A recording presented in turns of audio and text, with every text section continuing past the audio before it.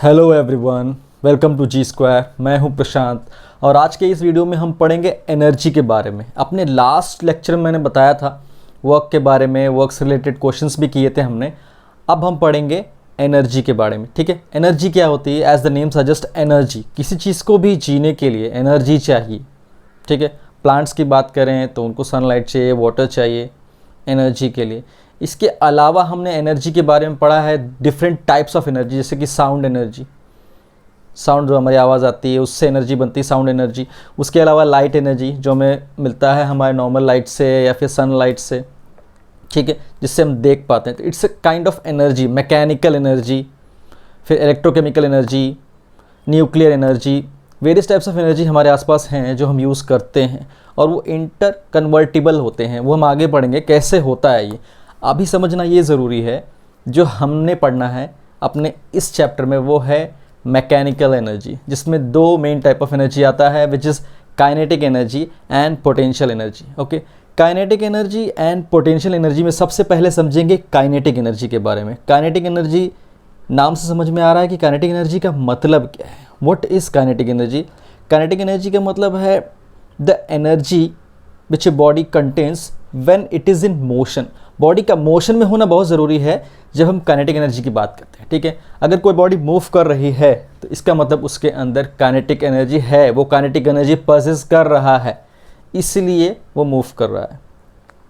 मतलब मूव कर रहा है तो अपने अंदर एक मोमेंटम लिया है, एक एनर्जी लिया हुआ है, ये बॉडी के अंदर होता है। उस एनर्जी को हम कहते हैं काइनेटिक एनर्जी। ठीक है, अब अगर हम बात करें एनर्जी का, what is energy? Basic energy is a capacity of a body to perform the work is called energy. किसी बॉडी के वर्क परफॉर्म करने की कैपेसिटी को हम क्या कहते हैं? एनर्जी कहते हैं। ध्यान रखिएगा, मैं बात कर रहा हूँ इन टर्म्स ऑफ मैकेनिकल, यानी कि काइनेटिक की एनर्जी के बारे में बात कर रहा हूँ। ठीक है, इसमें मैं वर्क की बात कर रहा हूँ और एनर्जी की बात कर रहा हूँ। अभी बात करें एनर्जी। एनर्जी की डेफिनेशन में वर्क आया और कैपेसिटी ऑफ डूइंग वर्क को ही हम एनर्जी कहते हैं। सीधी सी बात है, जिसकी किसी भी काम करने की अगर कैपेसिटी ज़्यादा है तो हम कहेंगे उसके अंदर एनर्जी ज़्यादा है। जो ज़्यादा वेट उठा सकता है, ज़्यादा देर तक उठा सकता है, ज़्यादा देर तक वर्क परफॉर्म कर सकता है, ज़्यादा वेट्स को यहाँ से लेके वहाँ डिस्प्लेस कर सकता है, मूव कर सकता है, यानी वर्क कर सकता है। जो ज़्यादा बार डिस्प्लेस कर लेगा, ज़्यादा बार वर्क कर लेगा, उसके अंदर एनर्जी ज़्यादा होगा। The capacity of performing a work is called energy. ये सबकी अलग अलग होती है कैपेसिटी। किसी के अंदर वर्क परफॉर्म करने की कैपेसिटी ज़्यादा है, किसी के अंदर कम है। इसीलिए जिसके अंदर ज़्यादा है हम कहते हैं इसके अंदर एनर्जी ज़्यादा है और एनर्जी कम है। ठीक है, अब हम देखेंगे काइनेटिक एनर्जी कब होता है? जब बॉडी मूव कर रही हो। The energy possessed in the body, possessed by the body when it is in motion is called kinetic energy। ठीक है, तो सबसे पहले ये देखेंगे मैकेनिकल एनर्जी में काइनेटिक एनर्जी के बारे में। ठीक है, मैंने डिफाइन तो कर ही दिया है कि काइनेटिक एनर्जी क्या होता है। अब ज़रूरत है हमको ये जानने की कि काइनेटिक एनर्जी का एक्सप्रेशन हम कैसे प्रूव करते हैं। और एक्सप्रेशन प्रूफ करने से पहले ये देखना ज़रूरी होगा कि एनर्जी की मैंने बात की है कि एनर्जी में मैकेनिकल एनर्जी, जिसमें हम पढ़ेंगे काइनेटिक और पोटेंशियल। तो एनर्जी का यूनिट क्या होता है ये देख लेते हैं सबसे पहले। ठीक है, तो एनर्जी की अगर हम बात करें, एनर्जी का हम देखते हैं एसआई यूनिट। तो एनर्जी का एसआई यूनिट और वर्क का एसआई यूनिट सेम होगा, बिकॉज मैंने कहा capacity of doing work is called energy. हाँ, तो एसआई यूनिट क्या होगा इसका? जूल। हमें पता है जूल क्या होता है, 1 kg मीटर स्क्वायर पर सेकेंड स्क्वायर। 1 kg लिखिए या kg मीटर स्क्वायर पर सेकेंड स्क्वायर जूल होता है। इसका सीजीएस यूनिट क्या होगा? सीजीएस यूनिट होगा अर्च। ये हम पढ़ चुके हैं, इससे पहले ही पढ़ा है मैंने कि सीजीएस यूनिट क्या होता है? अर्च। ठीक है, अर्च को क्या लिख सकते हैं हम? ग्राम सेंटीमीटर स्क्वायर पर सेकेंड स्क्वायर। ठीक है, ये बेसिक था जो हमें पता होना चाहिए। जूल और अर्च के बीच में रिलेशन में हमने अपने लास्ट लेक्चर में देखा हुआ है। ये बेसिक था एसआई यूनिट इसका और सीजीएस यूनिट। अब देखते हैं एक्सप्रेशन काइनेटिक एनर्जी। मैंने ये कहा काइनेटिक एनर्जी क्या होता है? Capacity of doing work. इसलिए काइनेटिक एनर्जी की डेफिनेशन क्या निकल के आती है जब कोई बॉडी मोशन में है वो देख लेते हैं। जैसा कि मैंने कहा काइनेटिक एनर्जी वो एनर्जी है जो बॉडी पजेस करती है, गेन करती है जब वो मोशन में होती है। अब वो एनर्जी गेन कर रही है। एनर्जी गेन कब करेगा कोई बॉडी मोशन में? कब करेगा होगा जब हम उसके ऊपर वर्क करेंगे। यानी कि काइनेटिक एनर्जी का डेफिनेशन वहीं से आता है। काइनेटिक एनर्जी गेन्ड या kinetic energy is work done, ये W है, work done on the object.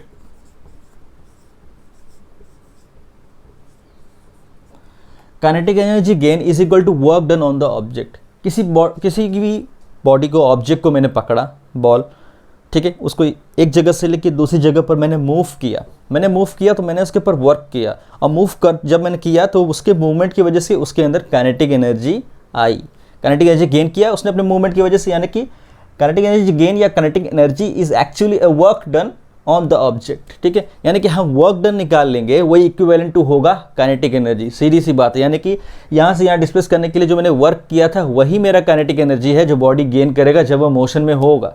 Simple, बहुत ही सिंपल है ये, ठीक है। अब देख लेते हैं कि मैंने कह तो दिया कि kinetic energy gain is equal to work done on the object, then how to prove it कि kinetic energy gain work done on the object होता है, क्योंकि work done on the object तो हमने पढ़ा हुआ है F इंटू एस होता है, फोर्स इंटू डिस्प्लेसमेंट होता है work done on the object. और मुझे ये बताना है कि क्या वही काइनेटिक एनर्जी भी होता है, ठीक है। ध्यान देना, इसके ही अकॉर्डिंग मैं ये भी लिख सकता हूं कि kinetic energy is equal to work done, यानी वर्क डन का फॉर्मूला मैंने पढ़ा हुआ है F into S. Kinetic energy यही होना चाहिए मेरा, ठीक है। डेफिनेशन के हिसाब से काइनेटिक एनर्जी यही होना चाहिए, वर्क डन। वर्क डन क्या था मेरा? F into S. F है force applied on the object and S is the displacement of the object. जब मैंने फोर्स अप्लाई किया तो कहाँ से कहाँ कितना डिस्प्लेस हुआ, वही होता है S, ठीक है। अब प्रूफ करना है हमको कि अगर ऐसा है तो काइनेटिक एनर्जी की वैल्यू क्या होगी। अगर काइनेटिक एनर्जी को मैं कहता F इंटू एस है तो मैं F इंटू एस को सॉल्व करूँ और काइनेटिक एनर्जी का एक्सप्रेशन दूँ, ठीक है। तो एक्सप्रेशन ऑफ काइनेटिक एनर्जी को सबसे पहले देखते हैं, जो बहुत इंपॉर्टेंट है, जिससे हमारा काइनेटिक एनर्जी का फॉर्मूला निकल के आएगा, जो हमें याद करना पड़ेगा, याद रहना चाहिए, ठीक है।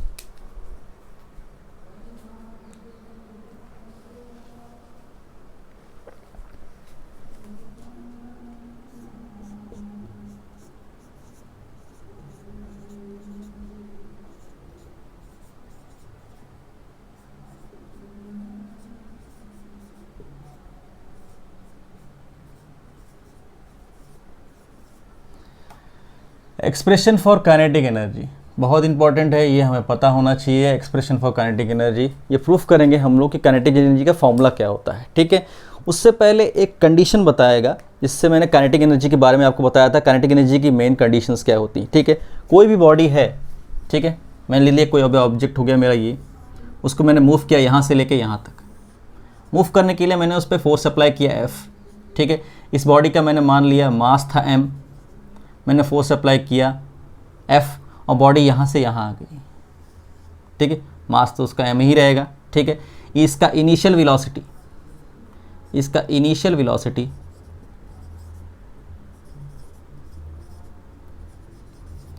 क्या होता है, u। हमने पहले पढ़ा हुआ इनिशियल वेलोसिटी u को कहते हैं, ठीक है। और इसका फाइनल वेलोसिटी होता है v, ठीक है। अब बॉडी का इनिशियल वेलोसिटी u हो गया, फाइनल वेलोसिटी v हो गया, और मैंने ये कहा यहाँ से यहाँ आने में बॉडी जितना डिस्प्लेस हुआ उसको हम डिस्प्लेसमेंट कहते हैं। ये डिस्प्लेसमेंट हो गया मेरा, ठीक है, simple.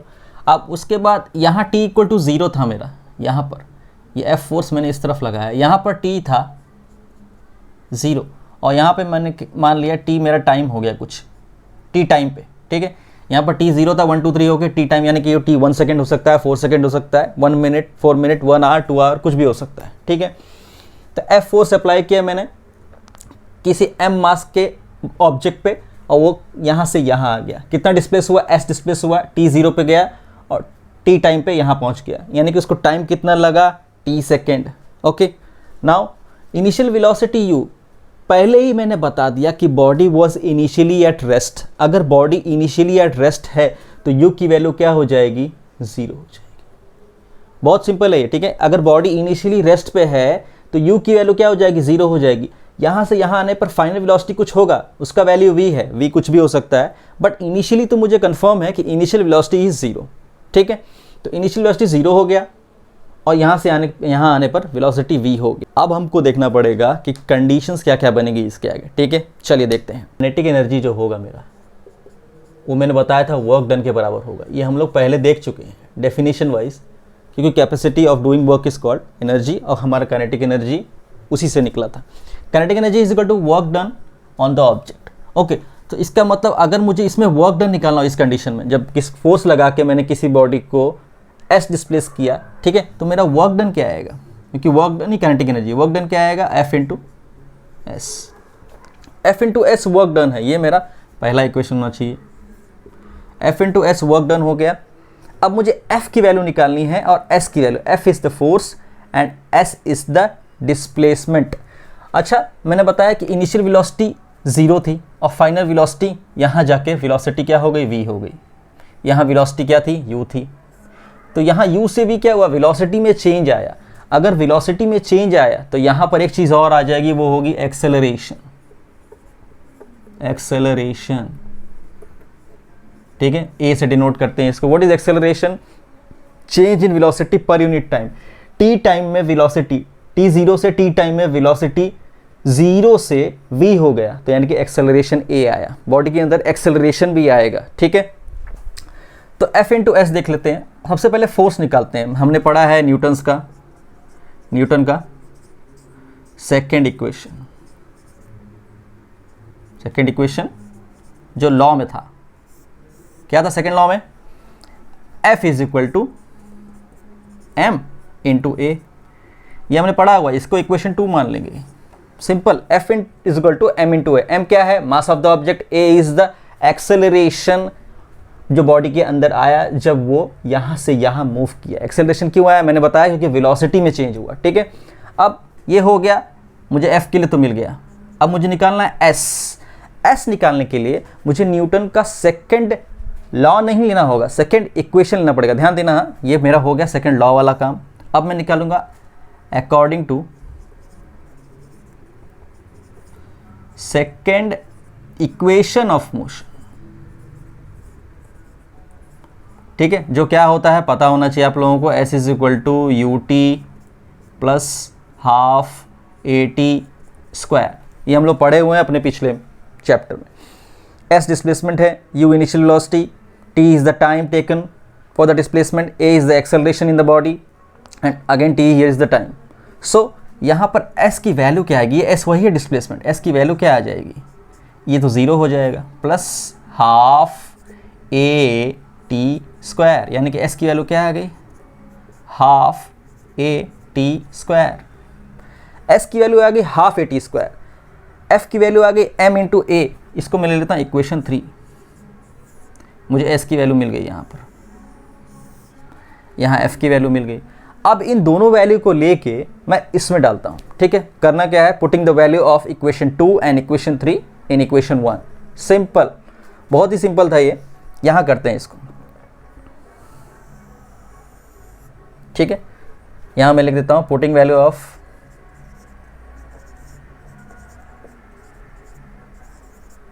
Equation 2 and 3, equation 2 and 3 in equation 1, putting value of equation 2 and 3 in equation 1, ठीक है। 2 और 3, f का वैल्यू डाल देंगे और s का, f का वैल्यू ये निकला है, s का वैल्यू ये निकला है, तो क्या आ जाएगा वर्क डन मेरा,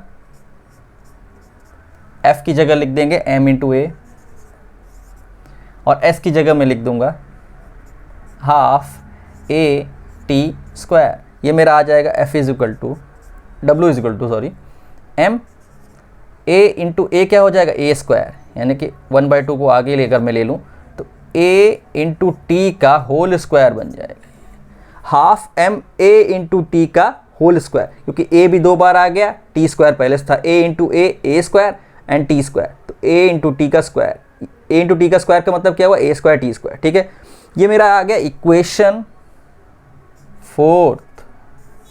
अब इतना आने के बाद दिमाग चलना चाहिए हमारा, ठीक है, इतना आने के बाद दिमाग चलना चाहिए, क्योंकि अगर हमने इक्वेशन ऑफ मोशन के क्वेश्चंस किए हैं अपने लास्ट चैप्टर में तो हमारा दिमाग काम करेगा कि AT होता क्या है, AT का वैल्यू V होता है, वो कैसे निकलता है बताता हूँ। फर्स्ट इक्वेशन ऑफ मोशन से निकालेंगे, ठीक है, इसके बाद हम चलेंगे, मैं एरो लगा रहा हूँ ताकि कंफ्यूज ना हो आप किसके बाद क्या किया मैंने, ठीक है, ये एरो लगाया मैंने, ये वैल्यू था। अब मैं बताऊँ एस अकॉर्डिंग टू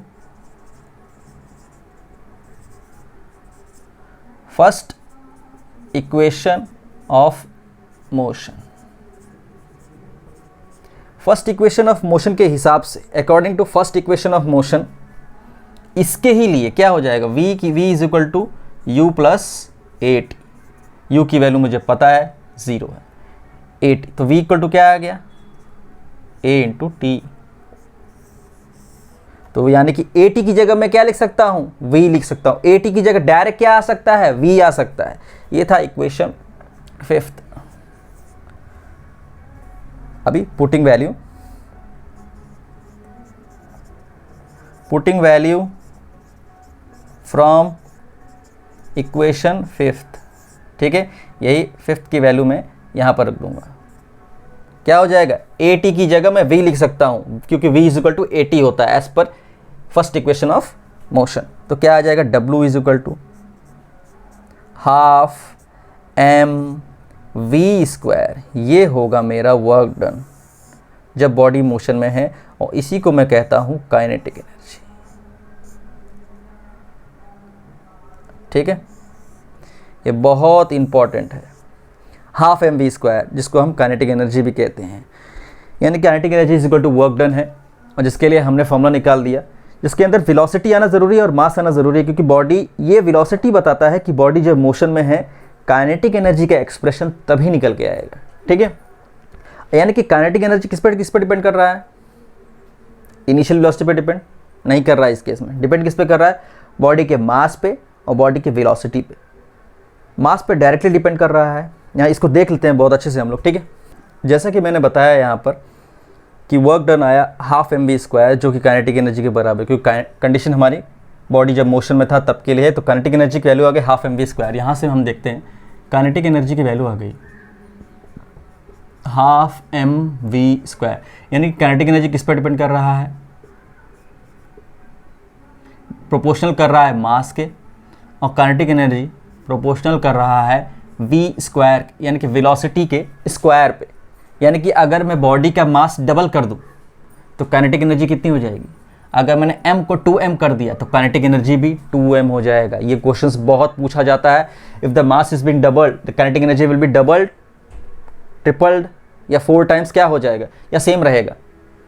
काफ़ी लोग कहेंगे सेम रहेगा, बट अगर मास डबल किया गया है तो काइनेटिक एनर्जी भी डबल हो जाएगी। ठीक है, अगर किसी बॉडी का मैंने वेलोसिटी डबल कर दिया, यानी कि v की जगह मैंने कर दिया 2v, तो 2v का होल स्क्वायर हो जाएगा, यानी क्या हो जाएगा, ये 4v स्क्वायर हो जाएगा।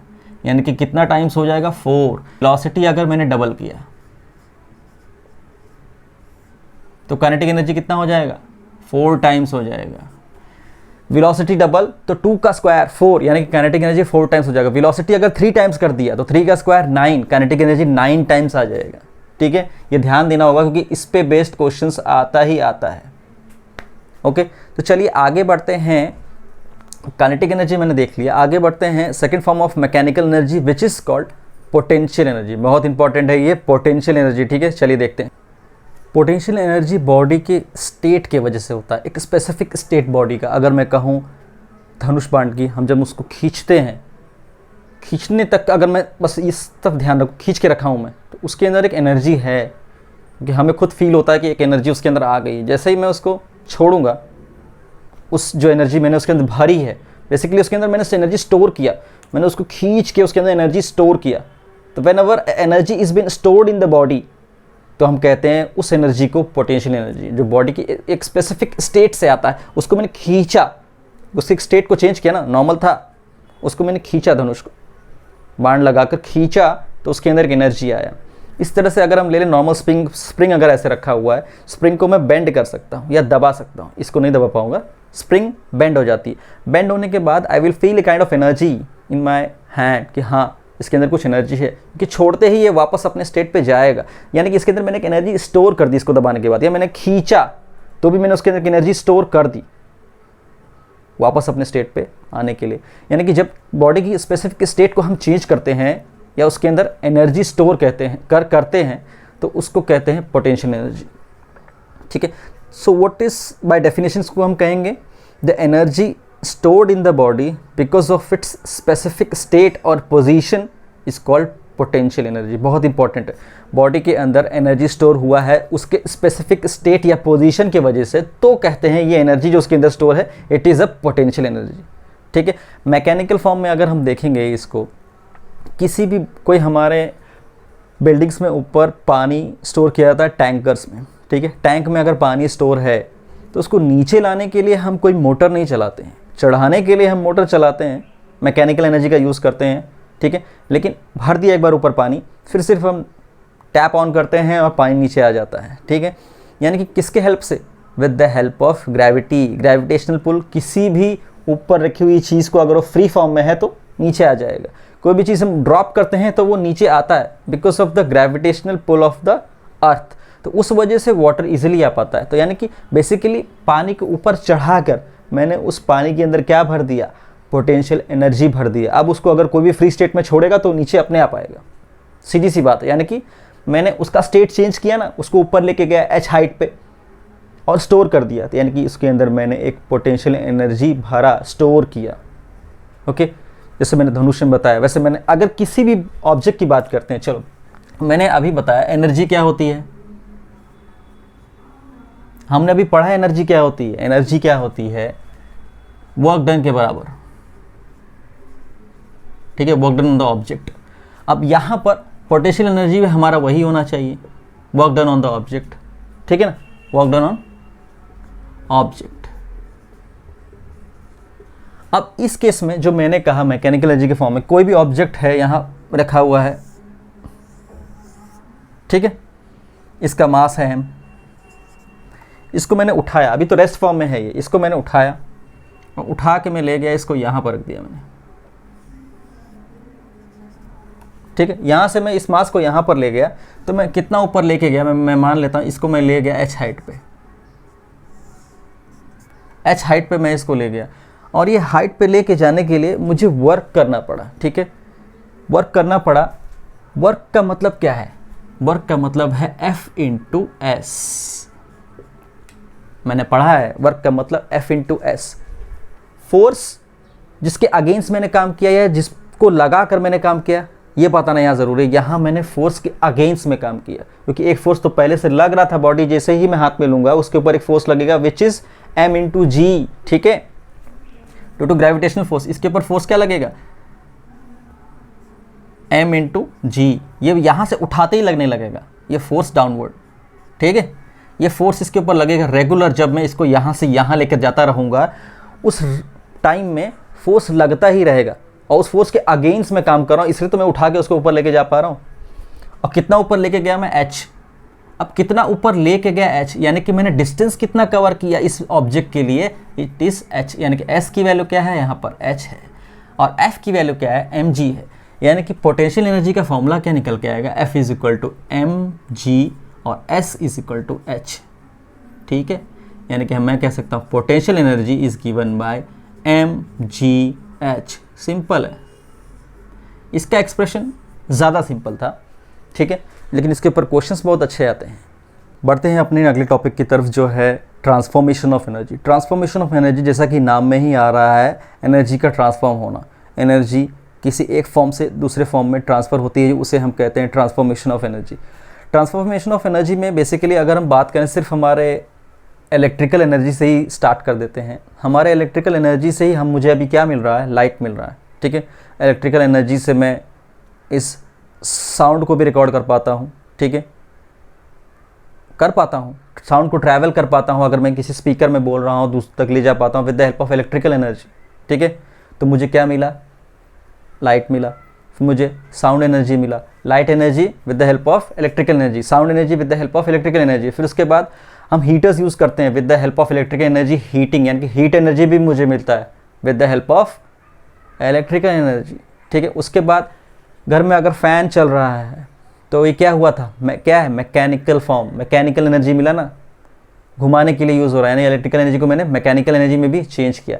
अब अगर मैं मैकेनिकल एनर्जी को ट्राई करूँ इलेक्ट्रिकल एनर्जी में चेंज करनी, तो पॉसिबल है क्या, हाँ पॉसिबल है। हमारे जनरेटर्स में हम क्या करते हैं, मैकेनिकल मूव करते हैं ना, जनरेटर्स में हम घुमाते हैं, इसकी वजह से क्या होता है, हमें लाइट एनर्जी मिलती है। यहाँ पर मैकेनिकल एनर्जी से वापस मुझे इलेक्ट्रिकल एनर्जी मिली, जिसके थ्रू फिर लाइट एनर्जी मिली, यानी कि मैकेनिकल वापस इलेक्ट्रिकल में चेंज हुआ जब मैंने जनरेटर चलाया। अब जनरेटर चलाने के लिए मैं ऐसे तो नहीं चलाता हूँ, चल जाता है, उसके अंदर हमारा फ्यूल लगता है। वो फ्यूल क्या है, वो केमिकल है, यानी कि केमिकल एनर्जी चेंज हुआ मैकेनिकल एनर्जी में, and then that mechanical energy got converted into electrical energy. तो यानी कि एनर्जी ट्रांसफॉर्म करती है, हमारे यूनिवर्स में हमेशा एनर्जी एक फॉर्म से दूसरे फॉर्म में ट्रांसफ़र करती है। ये बात बहुत ज़्यादा इंपॉर्टेंट है। इसी से हमारा आता है law of conservation of energy. Law of conservation of energy का मतलब कि एनर्जी हमेशा कंजर्व रहती है। वो लॉ यही कहता है कि energy throughout the universe हमेशा कंजर्व रहती है, यानी कि energy can not be created and energy can not be destroyed, it can only be transformed from one form into another. बहुत सिंपल था, एनर्जी को हम बना नहीं सकते या ख़त्म नहीं कर सकते, एनर्जी को सिर्फ हम ट्रांसफॉर्म कर सकते हैं किसी एक फॉर्म से दूसरे फॉर्म। यानी इलेक्ट्रिकल एनर्जी को मैंने मैकेनिकल में ट्रांसफॉर्म कर दिया, मैकेनिकल एनर्जी को मैंने ट्रांसफॉर्म कर दिया लाइट एनर्जी में, हीट एनर्जी में, बहुत सारी चीज़ें हैं। मतलब बेसिकली किया क्या मैंने, एक एनर्जी को दूसरे फॉर्म में ट्रांसफॉर्म कर दिया। अब ऐसा करने में कुछ एनर्जी लॉसेस भी होती हैं। अगर मैंने किसी भी अपने बाइक के अंदर केमिकल एनर्जी भरा, यानी केमिकल एनर्जी मतलब केमिकल भरा, यानी कि पेट्रोल भरा हुआ, ठीक है, पेट्रोल गया मेरे बाइक में, पेट्रोल से क्या हुआ, इंजन वर्क किया, ठीक है, उसका पूरा साइकिल जो होता है पिस्टन पूरा काम किया, जिसके वजह से वो कन्वर्ट हुआ मैकेनिकल एनर्जी में। अब मैकेनिकल एनर्जी की वजह से मैं एक जगह से दूसरी जगह मूव कर पाया, था वो क्या, केमिकल एनर्जी, उससे हेल्प क्या मिली, वो हुआ मैकेनिकल एनर्जी में चेंज। गाड़ी बहुत फास्ट चली और मैं एक जगह से दूसरी जगह मूव कर पाया। उसके अलावा मैं लाइट भी जला सकता हूँ उससे, यानी कि लाइट एनर्जी भी मिल गया मुझे। उसके अलावा चलाते समय लोग बुलेट की आवाज़ बहुत पसंद करते हैं, ठीक है, कुछ बुलेट नहीं ले लें, नॉर्मल गाड़ी भी ले लें तो आवाज़ करती है, यानी कि साउंड एनर्जी में भी ट्रांसफॉर्म हुआ। अब देखो एक चीज़ था केमिकल, वो कन्वर्ट हुआ मैकेनिकल में, फिर उसके बाद साउंड में, फिर उसके बाद लाइट में, यानी कि हर फॉर्म में, यानी कि पूरा जो मेरा केमिकल था वो मुझे मैकेनिकल के फॉर्म में नहीं मिला, उसका कुछ परसेंटेज हर एक एनर्जी के फॉर्म में निकला। अगर पूरा यही साइंस चाहता है कि हम किसी एक एनर्जी को जब दूसरे फॉर्म में कन्वर्ट करें तो पूरा अचीव कर लें, उसी को कहते हैं बेस्ट कन्वर्जन, ठीक है। वो भी ट्राई किया जा रहा है काफ़ी जगह पर, हमें उसके आसपास पहुंच रहे हैं हम। लेकिन मेरा बताना सिर्फ ये है कि whenever we convert one form of energy into another, there are some energy losses, but it is also the energy losses in some other form of energy. जैसे कि मुझे कन्वर्ट करना था केमिकल को मैकेनिकल में, लेकिन heat और sound भी हो गया, ठीक है ना। बट एनर्जी कन्वर्जन ही हुआ यहाँ पर, एनर्जी कहीं ख़त्म नहीं हुई। मेरा बताना ये था एनर्जी ख़त्म नहीं होता, ठीक है, एक से दूसरे फॉर्म में कन्वर्ट होता है, अलग अलग फॉर्म्स में कन्वर्ट हो सकता है साथ में, ठीक है। तो energy, what is the law of conservation of energy? Law of conservation of energy is energy throughout the universe is always conserved, ठीक है, because it can neither be created not be destroyed, it can only be transformed from one form to another. Transform का बहुत सारा examples मैंने आपको दे दिया है, ठीक है। तो अगला टॉपिक हमारा होगा फ्री फॉल, जो आपको मेरे अगले वीडियो में देखने को मिलेगा। फ्री फॉल के साथ साथ हम पावर भी पढ़ लेंगे, पावर और पावर कंजम्पशन के ऊपर न्यूमेरिकल्स, और उसके अलावा जो न्यूमेरिकल्स है वो भी देख लेंगे, ठीक है। आज के लिए इतना ही रखते हैं, ठीक है। तो सबसे इम्पॉर्टेंट फ्री फॉल जो है टॉपिक, वो बहुत ज़्यादा इंपॉर्टेंट है, क्योंकि कंजर्वेशन ऑफ एनर्जी को प्रूव करता है वो, ठीक है। तो फ्री फॉल का वीडियो बहुत ज़्यादा इंपॉर्टेंट है, देखते हैं इसको अपने अगले वीडियो में। चलिए ठीक है, थैंक यू सो मच।